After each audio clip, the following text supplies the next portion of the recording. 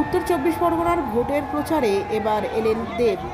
সাংসদ হিসেবে এবছর তিনি ভোটের প্রচারের জন্য এসেছিলেন উত্তর চব্বিশ পরগনার বরানগর অঞ্চলে। তিনি চাইছেন জনগণের কাছে ক্ষমা। ঠিক কী কারণে আসুন জেনে নিই। সেদিন যখন তিনি ভোটের প্রচারে বেরিয়েছিলেন সৌগত রায় সহ সায়ন্তিকার সঙ্গে, সে সময় হঠাৎই রাস্তায় যে রকমভাবে জনবহুল রাস্তাঘাট হয়ে যায়, সে কারণে কোনো রকমভাবেই ভিড় এড়িয়ে তার পক্ষে সময় দিয়ে সম্ভব হয়নি সম্পূর্ণ বরানগর অঞ্চল ঘোরা।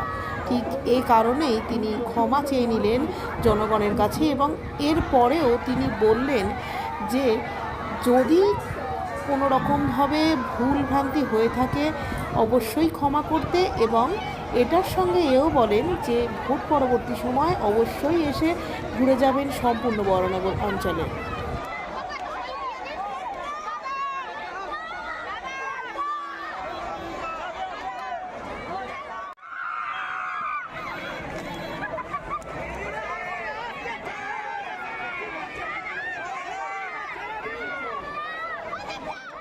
প্রার্থী সুন্দরভাবে একসঙ্গে নবীন প্রবীণের এক সুন্দর মিলন, নবীন প্রবীণ দুজনে একসঙ্গে আপনাদের সমর্থন, ভালোবাসা, আস্থা, বিশ্বাস, ভরসা পাওয়ার জন্য আপনারা এতদিন যেভাবে সৌগত বাবুর ওপর আস্থা, বিশ্বাস, ভরসা রেখেছেন, সেইভাবেই সায়ন্তিকা ব্যানার্জির ওপর সেই আস্থা, বিশ্বাস, ভরসা রাখুন।